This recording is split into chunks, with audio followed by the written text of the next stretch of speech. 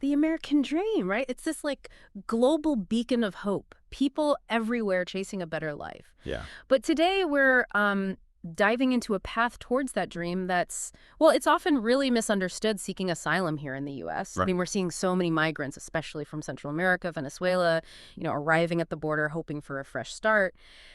But what they actually encounter, well, it's not always what they expected. Yeah, it's striking, this gap between, expectation and reality.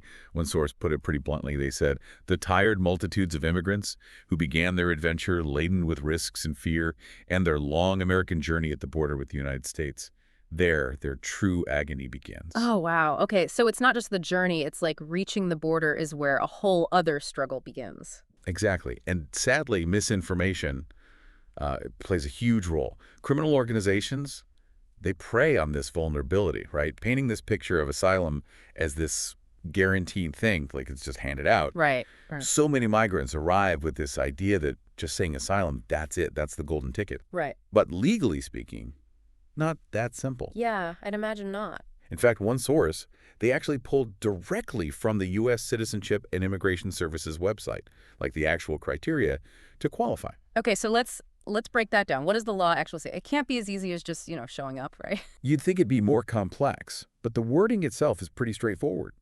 To be eligible, you have to prove persecution or well-founded fear of persecution.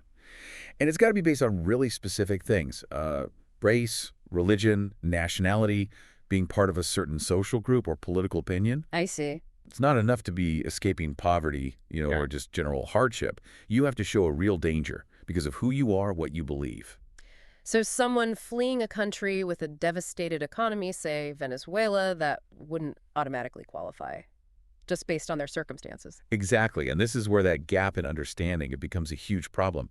Our source points out that many migrants, especially those escaping, economic situations, they don't get these legal details. It puts them at a disadvantage from the get-go. And then it gets even more complicated. The source calls it the burden of proof. Burden of proof. That sounds heavy. What does that even mean in this situation? Okay, so imagine this.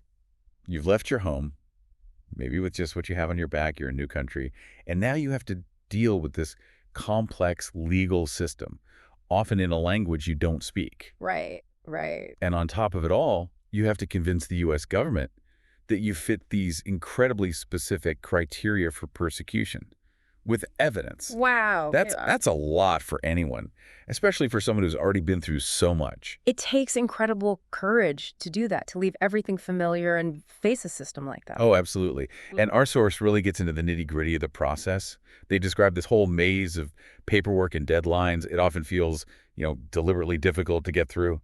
You mentioned misinformation earlier.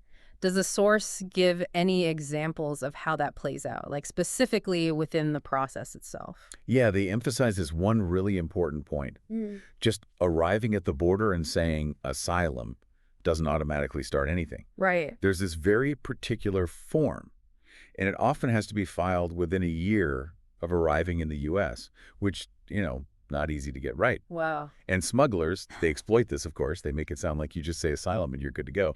But it's not like that. So imagine you've made this journey, which is often dangerous, right? You're dealing with language barriers, cultural differences, and then this like mountain of paperwork on top of it all. What kind of resources are even available for people in that situation?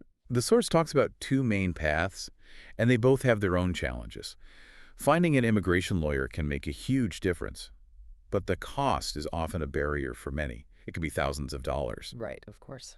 The other option is nonprofits, which, they do amazing work, but as you can imagine, they're overwhelmed with just the sheer number of people who need help. So even finding guidance through this process, it's its own challenge. It really does feel like an uphill battle at every turn. Yeah, it is. And if that wasn't enough, the source brings up this other layer of complexity that I found really interesting, temporary work permits. Okay, temporary work permits. That sounds, I don't know, kind of positive at first, but I'm guessing there's a catch. Oh, there is. So after about 150 days, while the asylum case is still going on, applicants can actually apply for a work permit, get a Social Security number. Sure. And on the surface, this seems like a lifeline. It's a chance to work, support yourself, start building a life again. Yeah. It gives so hope. Yeah.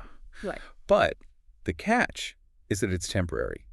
If the asylum case is denied, that work permit's revoked. So they're allowed to work, they're contributing, maybe even starting to put down roots, and it can just be taken away. That's the really tough part, and it's something that the source highlights as, often glossed over by those who exploit migrants, right? They dangle this promise of work without mentioning that it might only be temporary. Right. So you're left with this uncertainty, this fear of being uprooted again. It's tough. It's a heavy weight to carry, that's for sure. And if I'm remembering correctly, the odds of actually getting asylum, they're not great, are they? No, not really. This is where the source's statistics, they really paint a stark picture. They say roughly 70% of asylum cases are denied. 70%. 70%. That's a huge number. What explains such a high denial rate? Well, the source kind of circles back to what we were talking about earlier, the disconnect between why people flee and what legally counts as persecution. A lot of migrants, especially those from like Central America, Venezuela, they're running from economic hardship, right? They want a better life, safety, opportunity, those things. Of course. But those alone don't really meet that legal definition of persecution under international law. So you have these incredibly difficult situations where people are fleeing very real danger, hardship, but they don't tick the right legal boxes. And then what? They're just stuck. Yeah, it's a tough spot to be in, and it leads to another important question the source brings up. What happens to those denied asylum? It's not a simple answer. I imagine it's not as simple as just sending them back, especially given, the political situations in places like Venezuela or Cuba. It's got to be more complex than that. Absolutely. The source actually says that deportation is extremely difficult. The U.S. has these strained relationships with many of those countries, so practically, politically, it's just difficult to send people back. But living undocumented in the U.S., that has its own set of challenges. Limited work, always afraid of being deported, no access to services. It's a lose-lose situation. It sounds like a system designed to offer refuge can end up feeling like, well, almost like a trap for some. Is the source, do they offer any glimpses of hope? Like, are there potential solutions out there? Any changes on the horizon? They do. The source actually ends by going a little Yeah. broader, looking at what's happening globally.